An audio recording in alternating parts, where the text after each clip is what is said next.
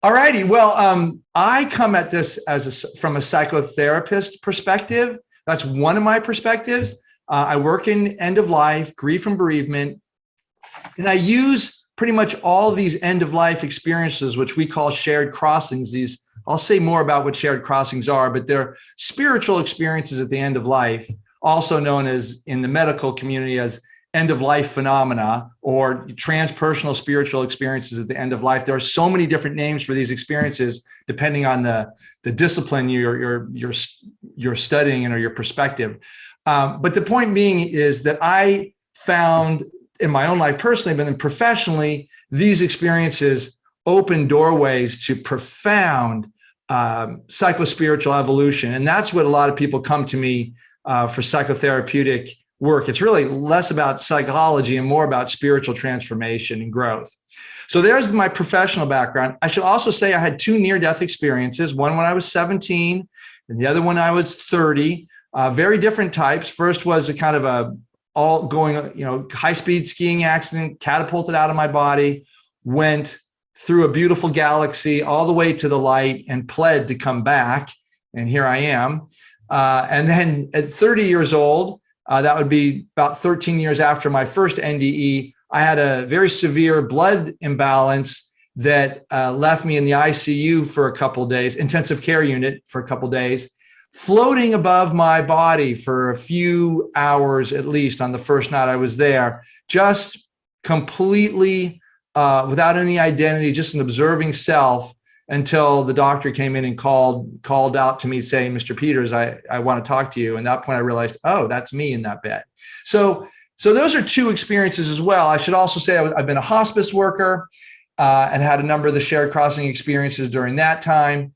And then I have a good deal of, unfortunately, cancer is something that seems to be genetically active in my family. So I've been with a lot of family members dying at young ages. Okay, with that by way of introduction, and as I am the founder of the Shared Crossing Project and the director of our research initiative, and I'll say a little bit about our scholarly work in a moment. So this is what I want to cover today. I want to address, introduce everybody to the Shared Crossing Project and to the research initiative. I want to review the findings from our most recent study that was published in the American Journal of Hospice and Palliative Medicine. I want to identify the positive aspects or after effects of the SDE for the experiencers. I really want to assert that the SDEs, suggest a continuation of consciousness beyond human death. Now, for those on this call, and certainly the other scholars really know this to be true, but I think the angle that the SDE presents is one that is quite compelling. And I can tell you that the medical community is listening to these experiences. In my own community, and our research team is getting lots of inquiries about, hey, what is this experience you've identified in the American Journal of Hospice Palliative Care? So there is a good deal of focus on the shared death experience. And I'd say that's for the first time. So I want to say that the mission of the Shared Crossing Project, it is to positively transform people's relationship to death and dying, end of life generally, through really raising awareness and educating people about these end of life experiences. Like I say, we call them shared crossings because they are so healing and they offer such a sense of peace and calm, not just about what happens at death, but about how we can live our life now.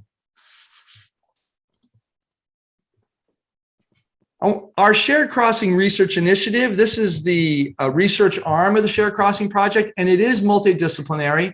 I come at this from a mental health background, a transpersonal psychotherapist, as I mentioned already. We have our medical director is Dr. Monica Williams. She's an emergency department physician. And then we have Dr. Michael Kinsella. He comes at this from a humanities background in religious studies.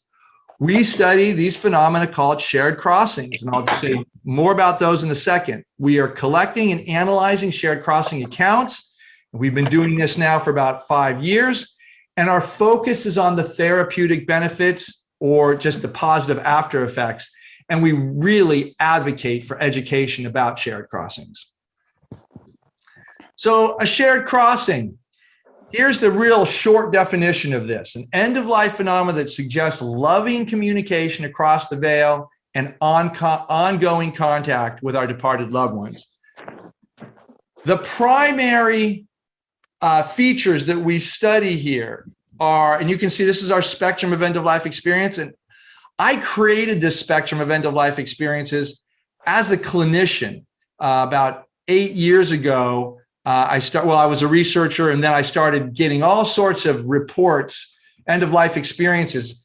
I had put out kind of a call for shared death experiences, and because the definition wasn't that well known, people started coming to me for everything. So as all these different types of end-of-life experiences came in, I created this spectrum. Now, to be sure, I did a thorough lit review and found that others in the field were interested in this, most notably Dr. Peter Fenwick out of UK. He had really identified a lot of the features that you see on the approaching death side of the spectrum. So as you look at this spectrum, you can see approaching death on the left side, and then you move into death, which is depicted as a wide cylinder. I do that because I want us to look at death as it truly is. It is not a set moment in time when your brain waves stop or your heart stops. In my experience, death happens minutes and sometimes hours.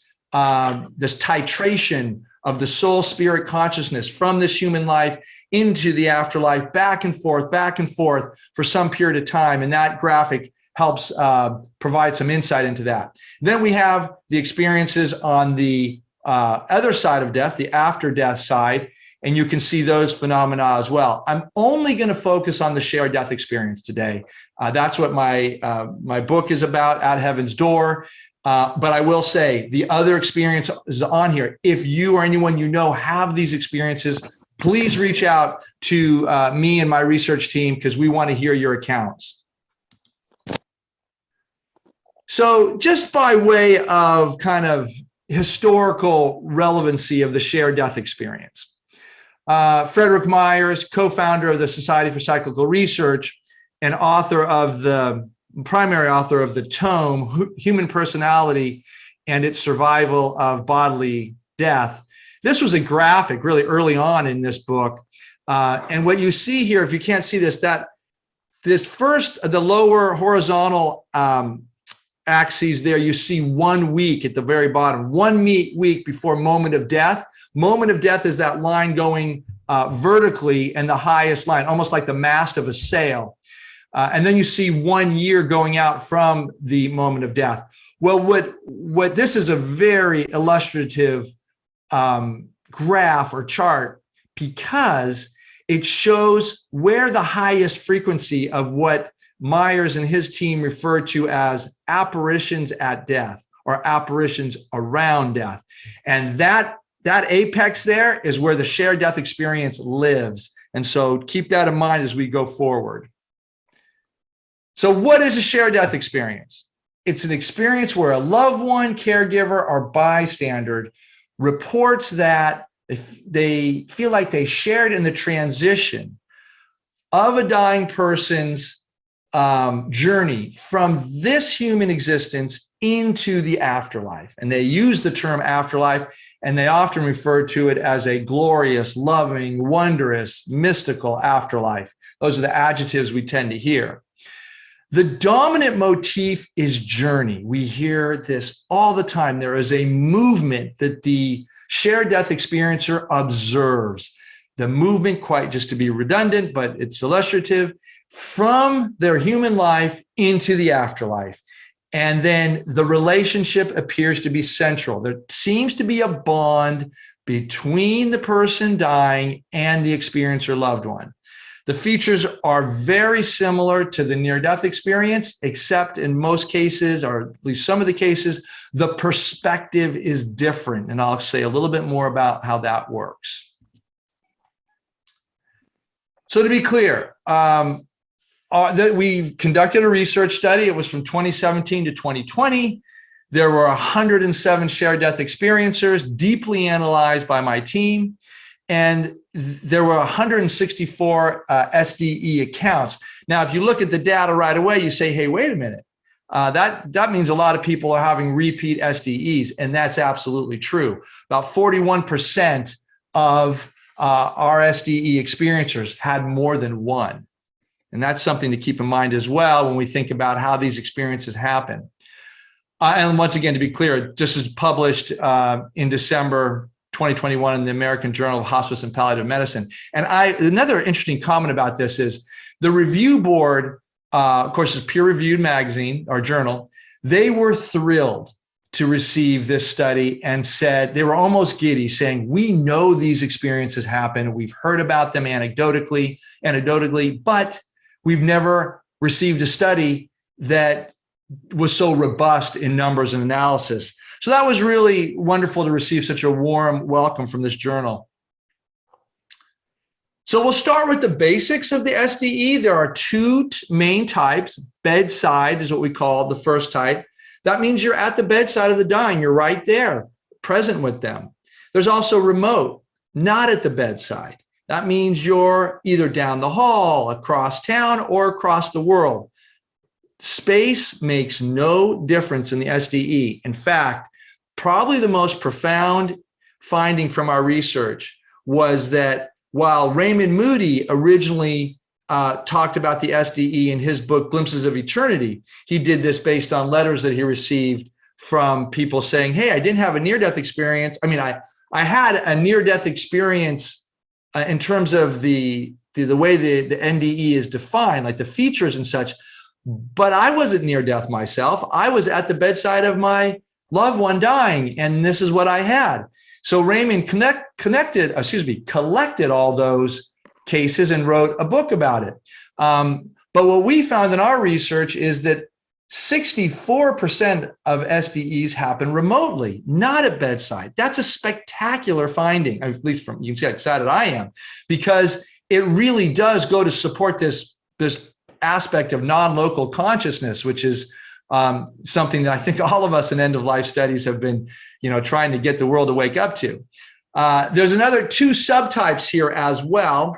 And the two subtypes have to do with time variation. So we can see SDEs happening, moments, hours, in some cases, even a day earlier than the actual medically defined time of death, or they can be delayed. That means same thing, minutes, hours, even up to a day or two on the after side of death, if you will. We also see gradual SDEs. That means they start anytime just before death or around death, a little bit after, and they continue going on and on, or going on, then you come back into the normal human common reality, then you go back into the SDE reality. So we have cases like that as well. Fully a quarter of our cases, 24%, will happen either before, after, or gradually in relationship to the medically defined time of death.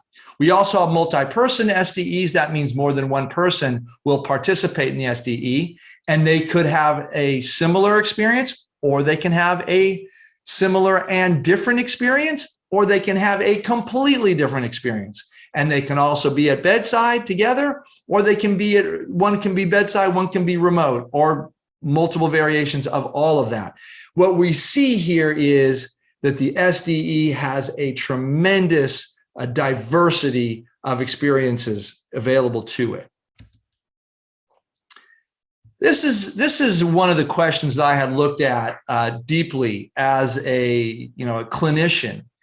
What is the experience of the loved one, caregiver, bystander in the SDE? So what is the experiencer's experience?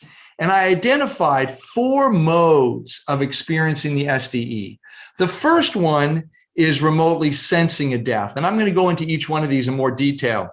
The second is witnessing unusual phenomena. Third one is accompanying the dying. And the third is assisting the dying in transitioning. So let's go through these. Remotely sensing a death. This happens in 25% of our cases. Now, just so you know, these are not mutually exclusive. So you'll see that our broadest category in terms of the mode of participation is the second category, witnessing death-related phenomena. But in the remotely sensing, what you see here is these are brief thoughts, feelings, sensations around the time of death that relate to some sort of death or tragedy. And I'll explain a little bit more about that. And then there's also this other type of sensing, which is sudden onset of physical symptoms. And we call it SDE. So what we're going to see now is Sarah M.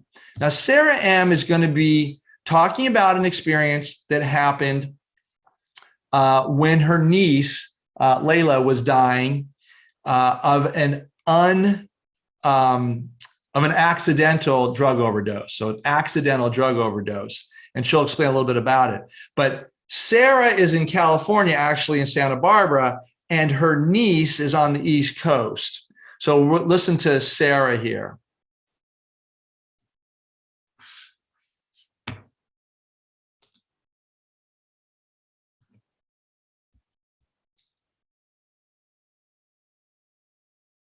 I have a lot of nieces and nephews, and I love them all, but I'm probably much closer to Sophie and Lila, both of them, than my others, just because they've been in my life. They're kind of surrogate daughters because of their close proximity all through high school. And at about 3:45 on Sunday morning, I woke up abruptly with, a severe cramp in my leg. It was something I've had cramps before, but nothing like that. And I sort of leapt out of bed and was jumping up and down. And my husband got up and said, "Oh, she's got a cramp." And he went into the bathroom. And when he came out, I had just sort of fallen back onto the bed.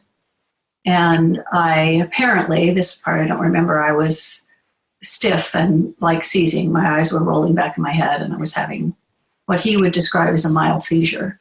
Both our kids happened to be home that weekend. They're both college aged. And he called them, and he told my daughter to call 911 because he really thought something was wrong. And I guess I was in that state for about a minute or a minute and a half. And when I came to, he was, talking to me, and I said, no, I said, I'm okay. And I guess he had Julia cancel the call. And then I started just profusely sweating. And I looked at my son and I said, that was the strangest experience. I looked right at him and I said, I had this moment while I was in that, whatever state I was. And I said, I'm dying, or this is what it feels like to die.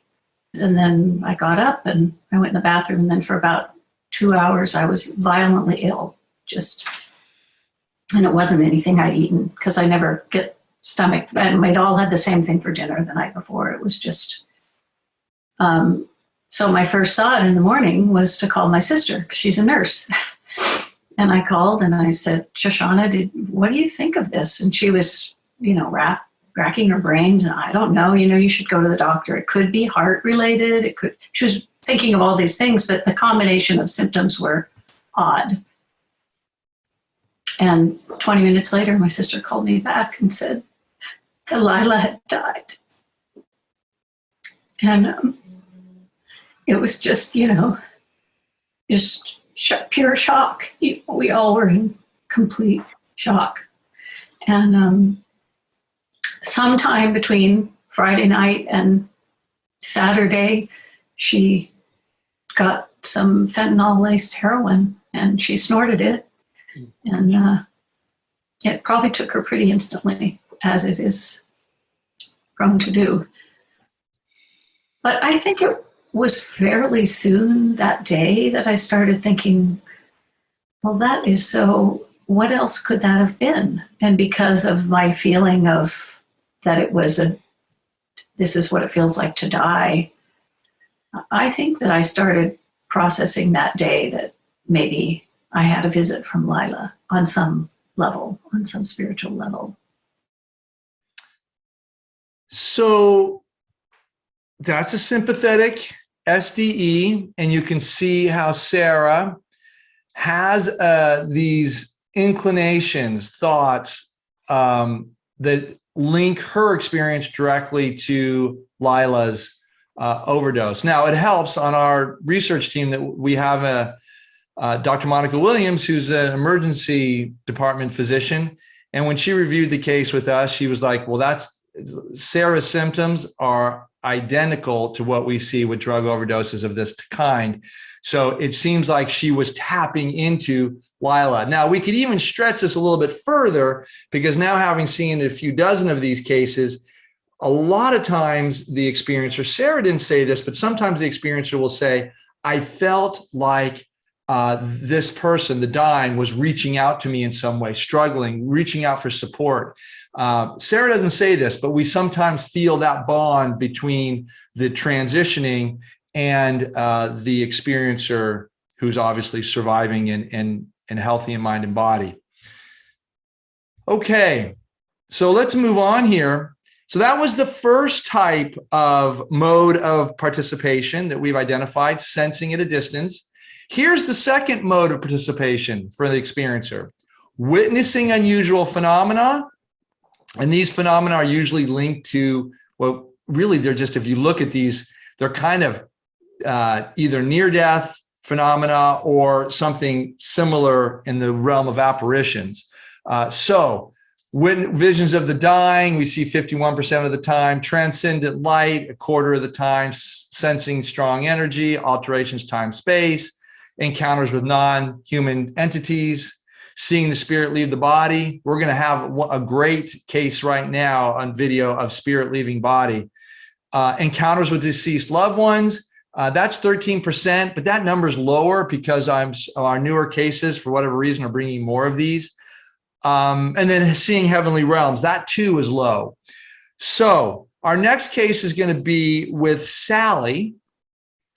And Sally's going to be sharing an experience where she is at bedside with her mother, and she's going to be talking about the spirit leaving body. Now, I really want to encourage you all to listen closely to Sally's description, because this is a clinic in a firsthand, close to, and highly sensitive report on a spirit, soul, consciousness, what have you, leaving a physical body at the time of death.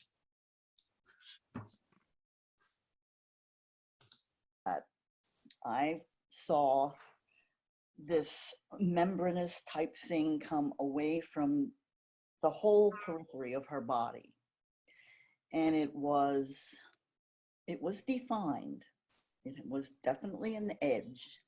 And as it came apart, coming up from the body to fill this thing was like this gray stuff. And I say stuff because, you know, I've been thinking about this since I talked to you guys, and I just cannot put my hand on anything specific to tell you what it was like. I mean, yeah, foggy, no, it had a little more particulate stuff to it.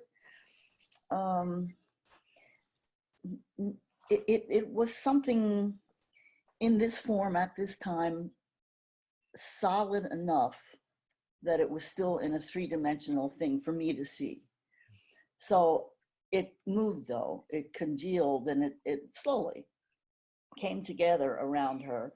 And this membrane, and I think this had to be three-dimensional, but I could only see 2 dimensions in this thing.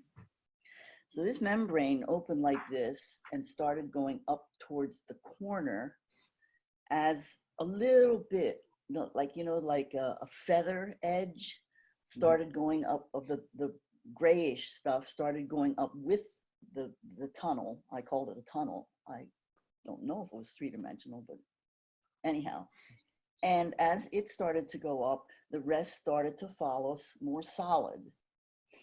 Now I'm picturing the room. I'd say about halfway up to that corner, it started going a little faster from the body, and the corner, and a little less fast up to the corner where it started to disappear, this tube. and the edges of the tube anyhow. And it just kept going up. And soon it was all out of her body and almost all disappeared at the top until the very last bit just went up fast.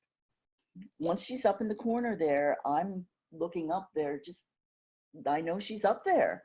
And I feel this love come into my body. It just was so wonderful. It just poured into my body, you know, and I didn't get goosebumps or anything. It just was love and filled me totally. And I smiled, and probably was, I don't know if I was more than smiling, but I know I was extremely happy, extremely happy. After a while, she was back.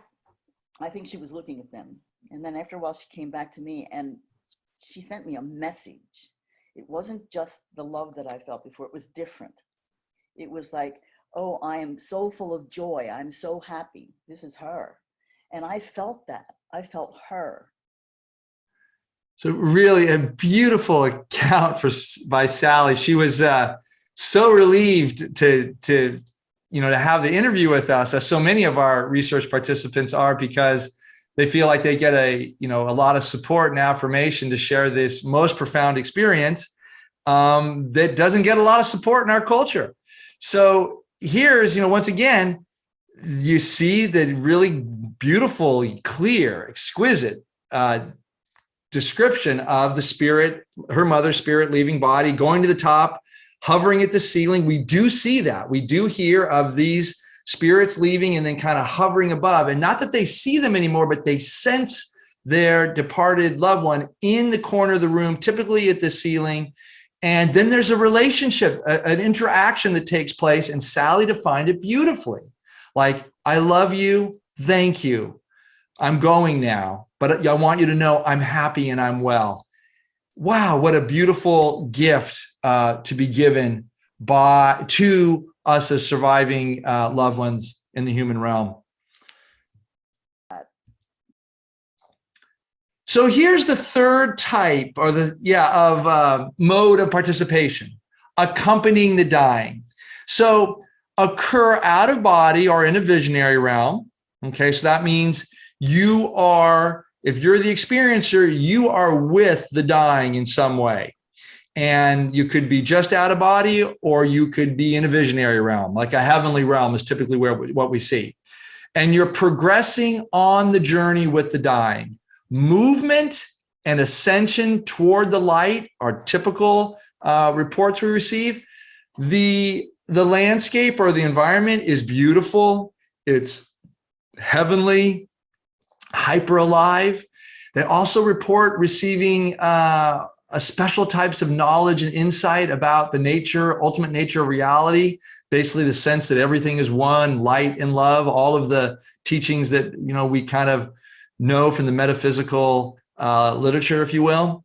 And then the appearance of a border that the experiencer realizes is a boundary beyond which they cannot pass. So we're not going to do a video on this one, but we're going to do a video on the next one, which is assisting. But the assisting the dying is, identical to the accompanying, with one additional piece. The participant in this one, the experiencer, reports that they feel like they're assisting the dying or even guiding the dying in this transition. So this case we're going to see is with Mark. And Mark is with his father. Now, Mark, I should say, this is with his father, but Mark is actually in New Jersey, finishing a week-long intensive outdoor education program he was doing. So he's on the East Coast of the United States, and Mark's father is dying in Canada. So this is a very remote case. So here's Mark. There's that connection that we have with other people that we love, like in particular with my father. I had that connection, and I still do. I could feel my father.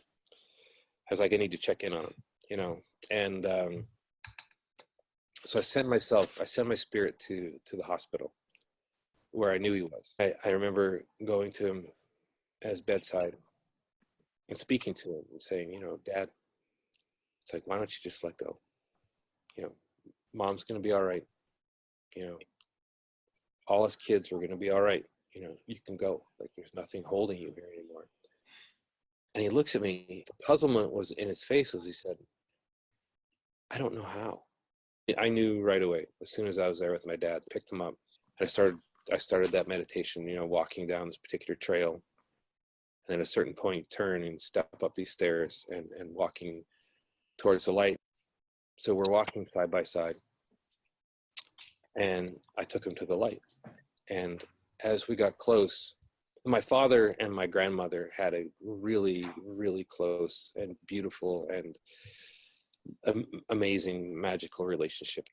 As we got close to the light, you know, there's like a doorway where the luminosity of the light coming out of there was just was unbelievable. And my grandmother steps out of that light, and she's standing there. And my dad, the look on his face was just so peaceful and beautiful. And as we approached the light, my grandmother and my uncle both. First, my grandmother stepped out of the light. Yeah, they were, yeah, very, very close. And so again, the look of joy on his face when he saw my grandmother was just like a look I hadn't seen in his face in years and years and years. And he just went and hugged her. And my uncle came out of the light at that point. And he joined the fray, and the three of them were just you know, the joy was just unbelievable. And you know, none of them touched me. You know, they were very, very, very, very clearly that I wasn't part of that group. But you know, that my job was done. Like, I brought my dad there, and now like they had it. It was really how it felt, and they didn't speak to me either.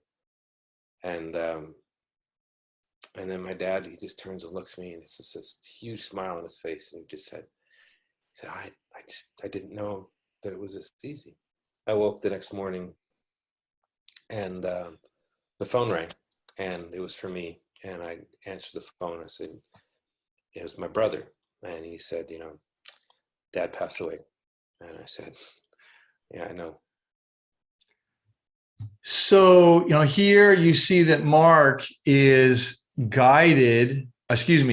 invited into his father's transition. Now you can tell Mark is really quite sensitive, intuitive, almost has shamanistic qualities to him, actually. And he shows up and he orients his father and takes him towards the light, where he then is reacquainted with his, Mark's grandmother and Mark's uncle, who obviously are his father's mother and brother. And Mark is very clear that he's done his job. He's not invited to anything more than that. In other words, he reaches his boundary and realizes he's going to have to go back. But he has that final lovely interaction with his father thanking him and saying goodbye. And so one thing I want other people to note is there's also this journey movement. There's always this movement towards the light. And in this case, very typical, an ascension, an upward movement, something that we see as a feature in the SDE. You know, so I want to talk about one of the features of the SDE that is the most interesting to me, one that I have experienced myself. In fact, I share an experience with my father in my book that I will say Wendy, you might have a comment about this, but that is the one when I do book signings and presentations or about the book specifically, this is the experience with my father is the one that people want to hear the most about. But the conductor is this force that seems to be orchestrating or facilitating the transition. It appears in different ways, different forms. It can be angels, it can be previously deceased loved ones. Sometimes it's an unknown figure that just appears. It's often beautiful and awesome in description, light-filled. And then sometimes the conductor is not seen. It's just sensed or felt. And this is also curious, that you feel this force that's guiding things, that's in charge, but you can't locate it in your visual field. The purpose of the conductor is known. It is to orchestrate this transition. But what's so interesting is the personality about the conductor also seems to be consistent. It's very focused, very intent, very directive. It seems to be forceful even in orchestrating or managing this transition of a soul, spirit, consciousness from a human body into the afterlife. The case we're going to see now is with Angela. And Angela is with her mother-in-law. She actually walks into the bedroom where her mother-in-law is dying, and she'll talk about seeing two angels. I want you to really look at the description that Angela gives for how she sees her mother-in-law's spirit leaving her physical body. Think about what we just saw with Sally, and then compare it to what Angela describes. And then really focus on these two spirit light beings that look like angels, but they don't have heads, which is, hey, angels have changed over the years, I guess. So here we go. I didn't particularly have a close relationship with her, unfortunately. I wished it had been, it was close at the end. Jean, my mother-in-law, she wasn't with it. She was completely unconscious, and she wasn't even being fed. She was on heavy medication now. As I went into the kitchen and I just glanced over, I noticed that the room was a welcoming gold colour, and it looked as though you wanted to be in there. As I got to the room, it felt like the whole room was in some kind of a bubble, and not to enter it. I felt as though I shouldn't go into that room. So, but as I noticed, Jean had something not out of her head, but in like the centre of her body here, was about a foot away from her body. It was translucent and it was moving out of her body, but you could see through it. I couldn't believe it. And in the corner of the room, the very corner to the left, in the corner, there was a massive angel with huge wings. It was like a bird, white wings. I say it's an angel. I don't know. It didn't even have a head, to be honest with you. But it was a white being. It was white. It wasn't translucent. And its wings were moving with the tips of them moving inwards like that. Beckoning motion, a strong beckoning. I thought I couldn't believe it. And she was like moving. She wasn't shaped. She was just translucent, irregular ball. Not even a ball. It was irregular shape. It wasn't a shape of a person or anything.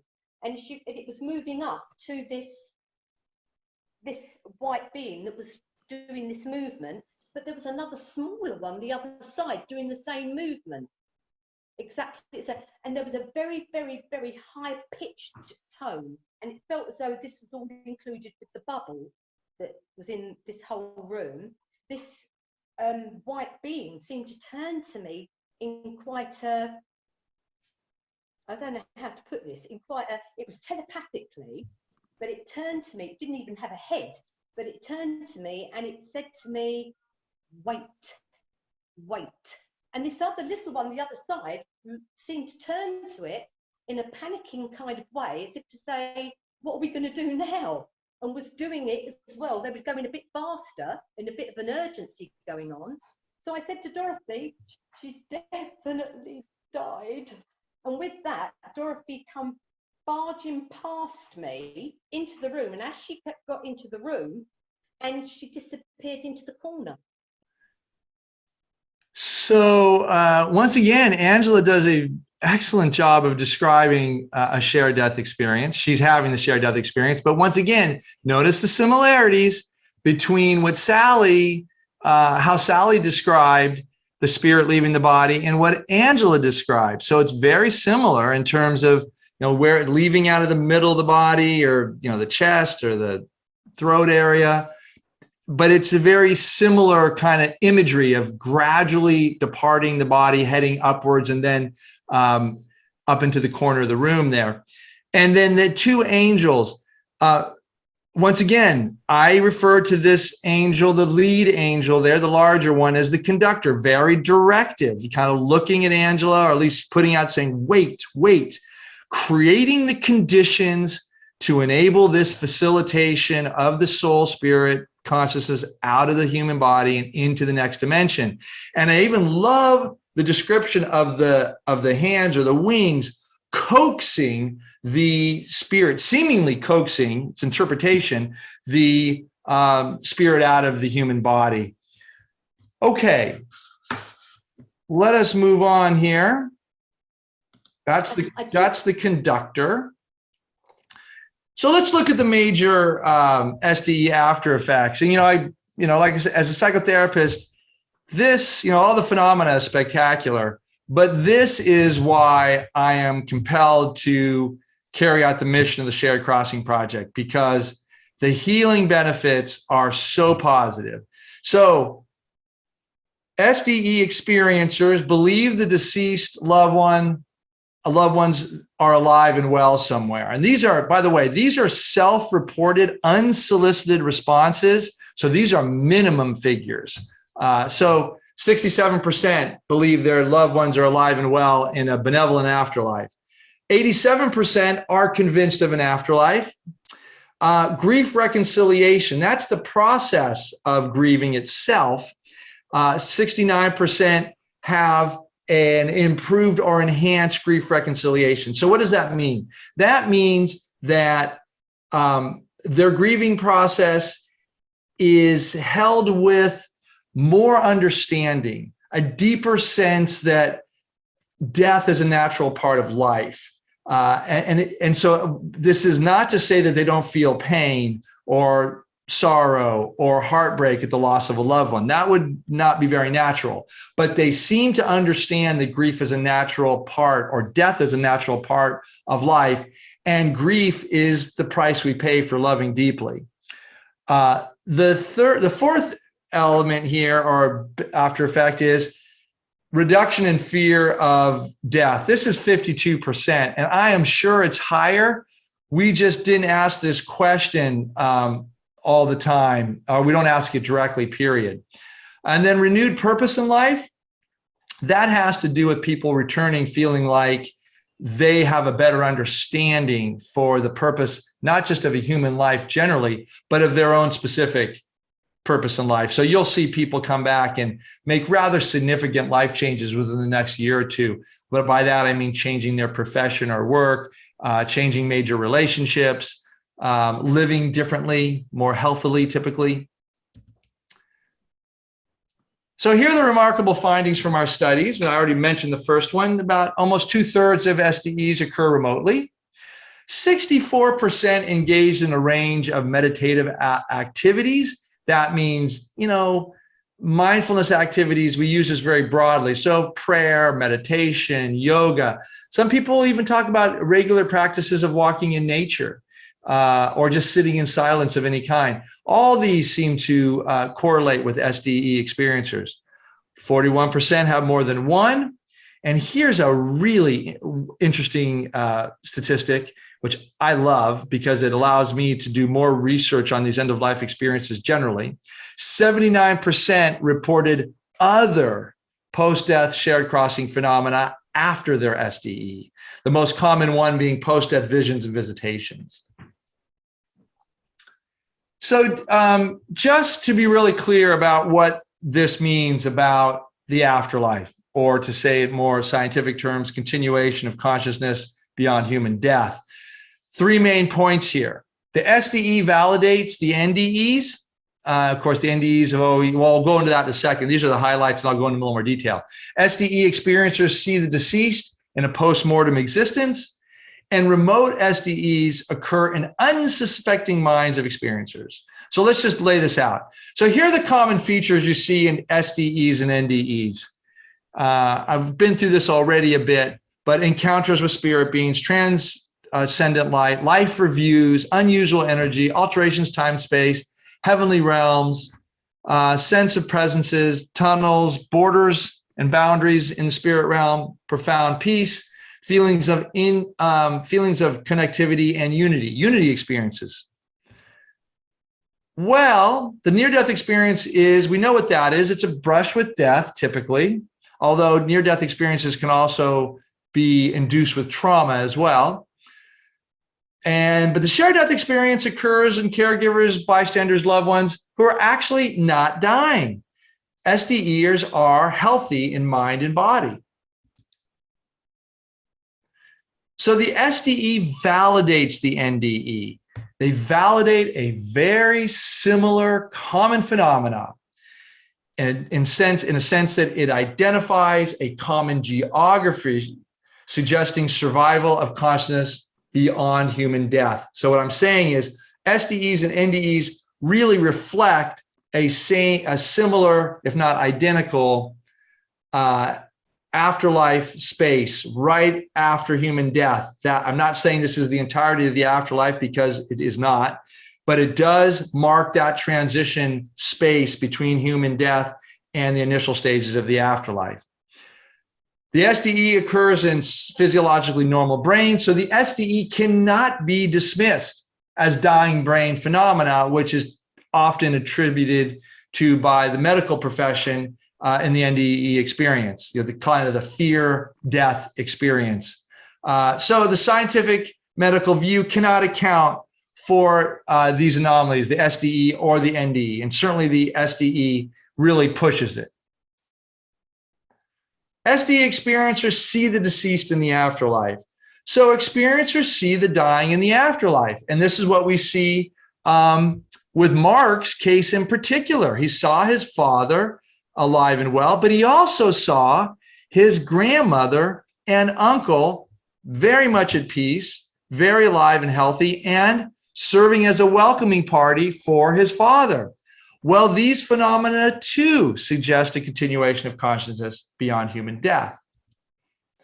And finally, remote SDEs occur in unsuspecting minds of experiencers. So once again, we can go hearken on Mark's case, but Sarah's as well, that the experiencer had no idea of their loved one's death.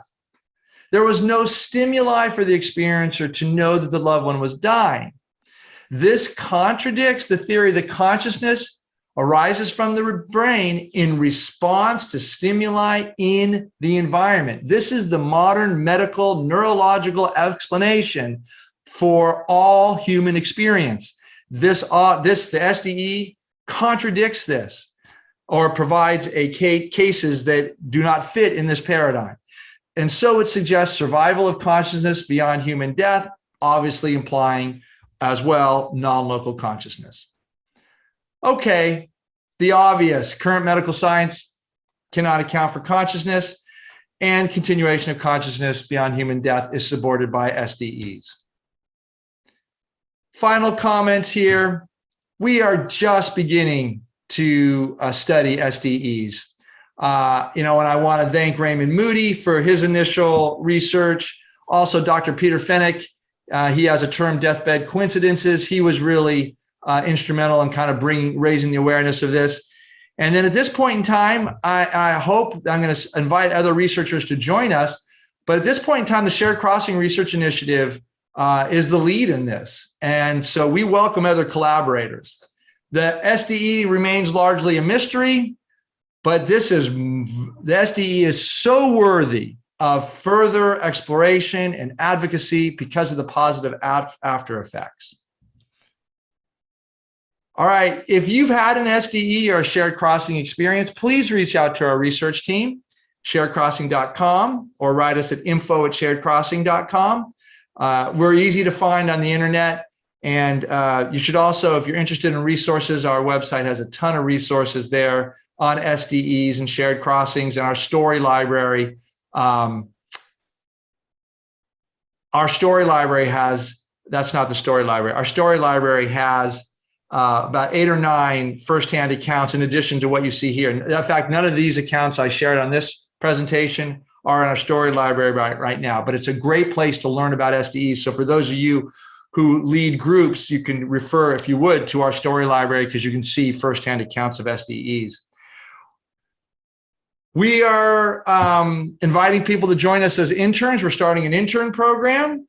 And 6 months is what we require, 5 to 15 hours a week. We have all these different themes in the SDE that we're interested in studying. One, example of, we want to figure out the relationship between death anxiety being reduced by SDEs, things like how do SDEs happen, more research on the conductor. It's a variety of fascinating subjects, and we just need teams to go in and work with me and my research team to really study these. Here's my book if you're interested. Thanks so much. I think this is, what I appreciate Wendy's description of it, because Wendy, what you said is I was really trying to make this user friendly. Like you could just be drawn into this by the stories themselves. So you don't have to be an expert, but by the time you get through the 29 stories, you will really have been given a real deep exploration of the SDE.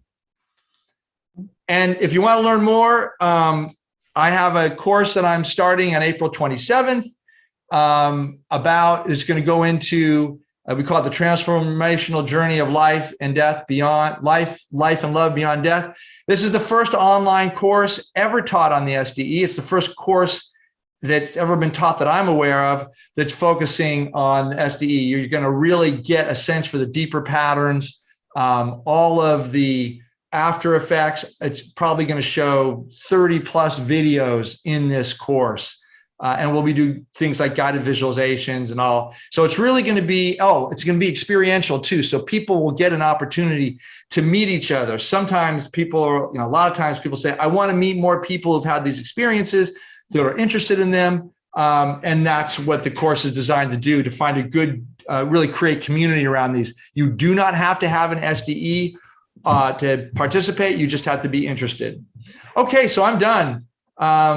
Thank you for your attention. I hope I didn't go too long, but I think I did go a little over. So, yeah. Great question. So what we find is that people that have these practices of some type, whether it's regular prayer or walking meditation or meditation of any kind, yoga, Tai Chi, any type of awareness raising or sensory awareness practices seems to be causal. Now, it's not exclusive. We do have people that are just, normal people, no meditation. They have these experiences and they reach out to us and say, I had this, I heard about it. So I think the statistic is 67%. So it's about 2/3 have meditative practices. So appreciate the question. So the most frequent response I get is, how can I make one of these happen? And it usually happens when they have someone who's, terminally ill or close to dying or elderly. And there are 3 steps that I teach. We have a whole program about this. It's different than the one I put up here today. It's called the Share Crossing Pathway Program. And it's really 3 steps. One is really get aware of end-of-life experiences generally. Really learn what SDEs and post and pre-death visitations are all about, terminal lucidity. Get in touch with what these experiences are, because the mere effort to study, I think, creates an openness, a receptivity, and perhaps an energetic consonance with that, if you will. Second piece is we take people through psychospiritual practices. In short, what that is healing any unfinished business. There are many steps in that, but it's got forgiveness. It's got, moves into gratitude. And the final piece is really accepting that everything you know and love, you will either die from it or it will die from you. So really stepping into the reality that death is going to happen. And then the fourth piece of this pathway training program is how you can stay connected or reconnect if you're the individual dying with your loved ones, surviving loved ones. So I've devised methods, mostly in the form of guided visualizations, for how you can reconnect with the the surviving loved ones if you're the one dying. And there's also, I also teach, which gets directly to your question, I teach receptive practices, meditative practices that allow the surviving loved ones to stay connected to the dying and hopefully enter into the afterlife or be receptive to the invitation by the dying to join them. Because I believe in many of these cases, there's some sort of invitation or frequency that's put out that allows for those of us in the human realm to connect into the afterlife with the dying person. It's like the access to the death vortex. Hope that's not too much. Well, it's actually sharing an experience that my son had with his mother. And yeah, I'm so glad, William, that I'm here, because many of the things that he experienced, I understand today.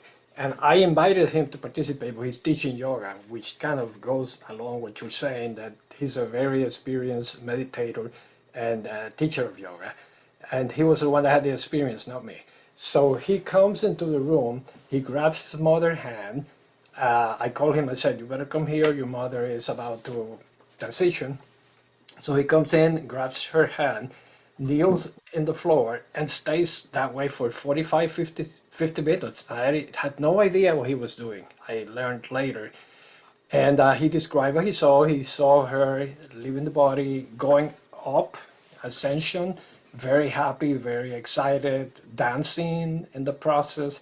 He saw what he described as Archangel Gabriel, and two figures, the ones that kind of fit the description that you have of the conductors, because he did not recognize what they were, but he described them as angelic, beings of light, and to this day, I still think he doesn't recognize who they were. Before he came to visit us and say goodbye to his mother at the airport, suddenly somebody looked at him and said to him, "Hi, Gabriel." And he turned around and said, and then he said, "Oh, I'm sorry. I thought you were somebody else." And it is Archangel Gabriel, the one that shows. He saw his mother leave the body, come into the room, hug each one of us. It was my daughter and myself and my son. We were the doctors and the nurses. And then he saw her hugging each one of us. We didn't see it. And then he said she had a message for each one of us. And he gave us a message. And then the next thing that happened was he sees her in a place where we used to live, Topeka, Kansas. At the time she was 29 years old, and she was pregnant with him. And that's that my son was aware of this kinds of things happen because he's very familiar with the Tibetan Book of the Dead and what the Tibetans do. So he was not surprised, but he said, knowing about it and experiencing it are very different experiences. Yeah. Antonio, I really thank you for sharing that. And boy, that description is just full on SDE. And I really appreciate it. I hope you ask your son, if that was your son, correct? Yes, that's my son. If he would be willing to reach out to me personally with that one, because that's the type of experience that I'm really interested, a full-blown SDE. And I want to learn about his practices. So yeah, just william@sharedcrossing.com. Just tell them that you referred me from this presentation. Thank you so much. Thank you. Beautiful. William, this was a fascinating presentation. I'm not going to go into the details right now, but I'm going to sit down and compose a long email of my own out-of-body shared death experience situation that I had in 1995. It was the straw that broke the camel's back for me, because before I was a seeker, now I'm a knower. So I will provide all the details in an email. Should I send that to the organization or to you directly? Send it directly to me, william@sharedcrossing.com. Okay. Yeah, most generally, we have them go directly to the organization. But if I've given a talk here, I want to hear from you all personally. I don't want my email to get inundated, but I really like it when people hear me and they send to me directly. Then I have a context. Yeah, well, this was enlightening because I had never thought of it as a shared death experience, but in fact, that's actually what it was.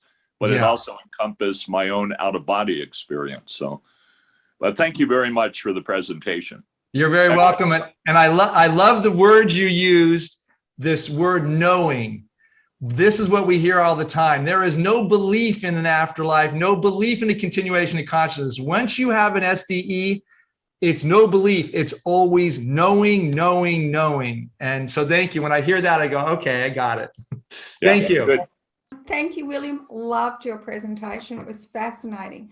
And yes, so much I could talk about. But what I really wanted to ask you is you didn't mention dreams. And I wonder if they were just incorporate, because to me, it seems to be one of the most common ways that loved ones reach out is in vivid, lucid dreams. Yeah, thank you. It's something that I've worked with quite a bit. And the SDE is not a dream. And it doesn't fit with the typical description that we as psychotherapists use to define dreams. Dreams typically are, they can be lucid. You can be active in a dream for sure, as you seem to know about.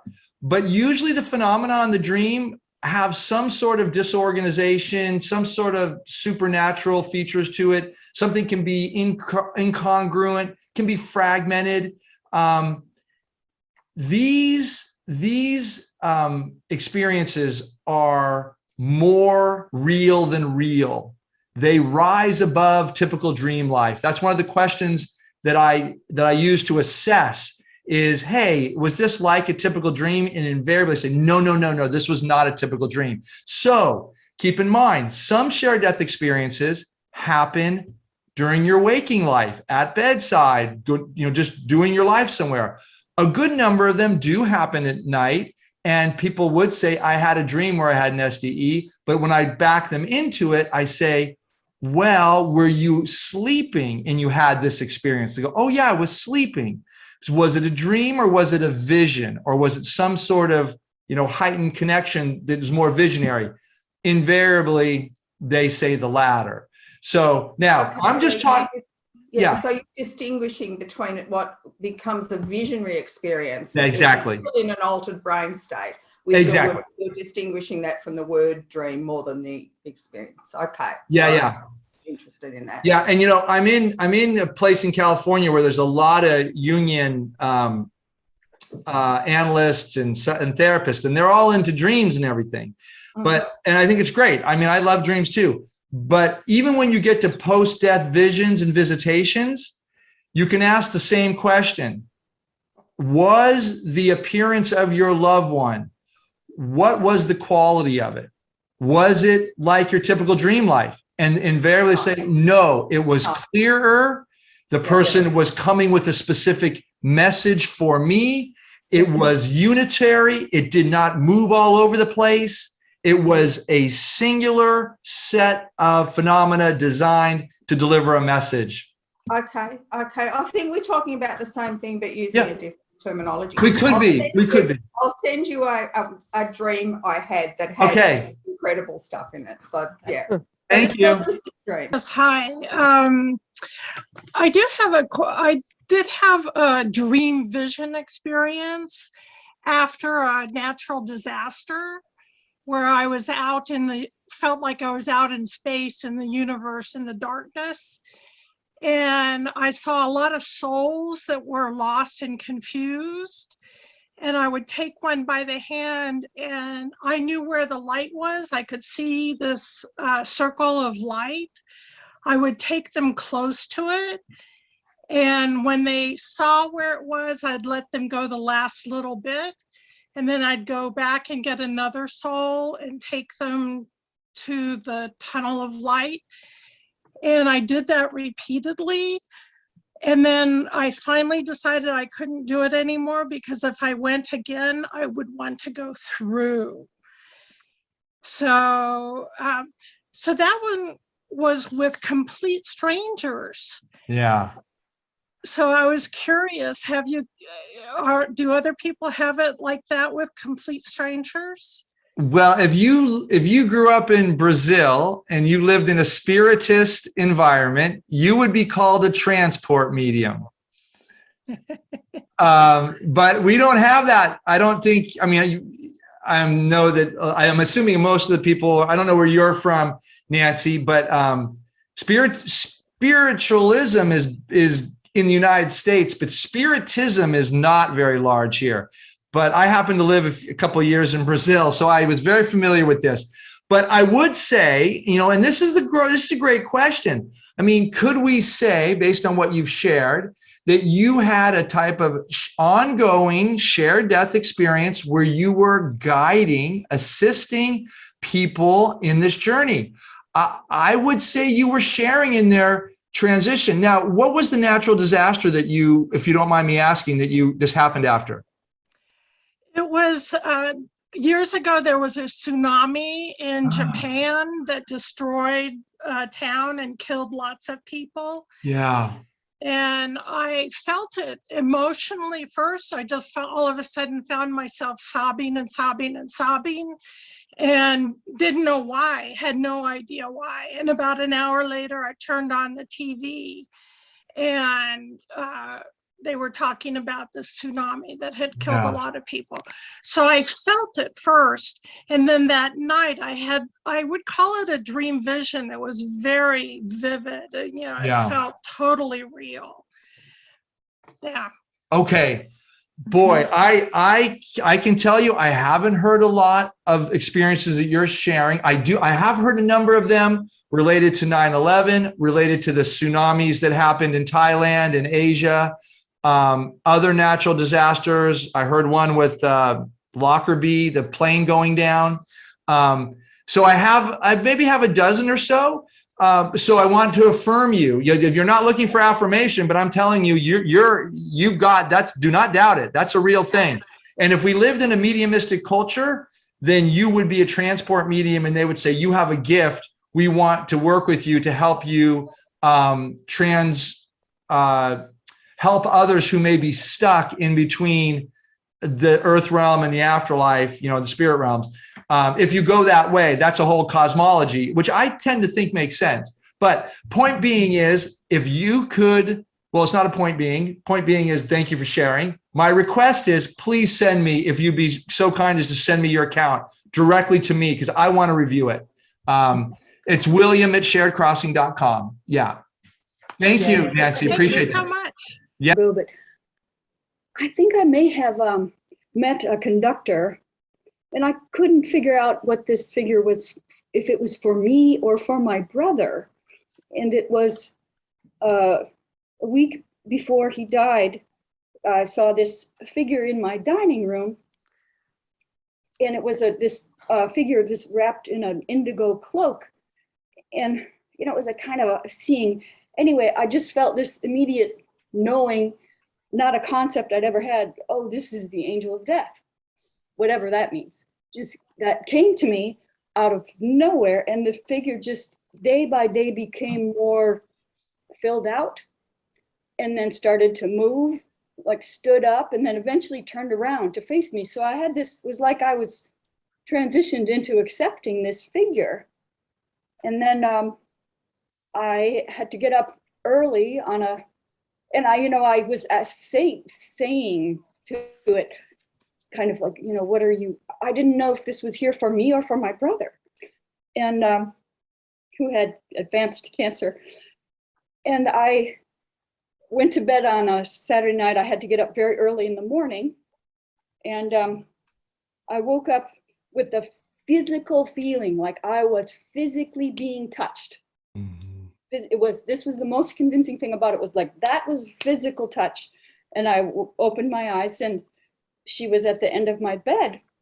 And I said to her, not said, but, said to her, what do you want me to do? And she said, go be with Joe. And I said, okay, it wasn't speaking, but somehow then I was just with Joe, who was in London, and I was in Arizona, in California. So, and I could see the darkness of the room, and I could feel my brother's presence, but it was more of a sense of presence. And I don't know you know, I was just there. It was simply presence, and I was awake. And then I just was simply there until I didn't fall back to sleep. But my alarm went off, you know, and I was wide awake with my brother, but I was in London, in my bed, in my room, and then the alarm went off, and I simply got up and went to work. And then after work, I got this whole series of texts that we hadn't been able to reach him, and his paralysis had gone up so that he could no longer grasp the phone. That's why we couldn't reach him, because the phone fell out of reach and he couldn't reach it anymore. And the next, when I came home from work, I got all these texts, and then I just started having this anxiety attack. And I felt all night like I should call the hospital. I felt like I should, you know, just like slow down and focus. And instead I was in this frenetic activity. And finally I tore myself away and found a number for the hospital and found a way to call internationally, and he had died. But I felt like maybe that, what I called her, the angel of death, the indigo figure, is the conductor, but I couldn't figure out if she was there for me or him. And that I felt like I missed being present with him, but I was there the night, you know, that I felt like I was called to be there and I missed it in my anxiety. And then she stuck around. She didn't go. I mean, it was so painful. Like, I missed it. I should have been there. He wanted me there. Crazy. And I didn't know anything about shared death experiences, nothing. And then a couple of days later, she was still there in the dining room. And then she said to me, "Do you want to go?" And I, you know, felt like I was offered the choice, stay or go. And I didn't know how I was going to go with her.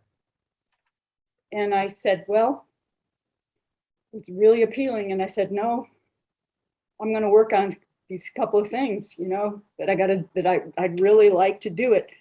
And I regretted that afterwards, but that was what I still call the angel of death. And I guess this is the conductor, but I don't know if that was Joe's conductor, my conductor, or what. And I do feel like I missed something, but at least I had that chance to be with him, simply be present.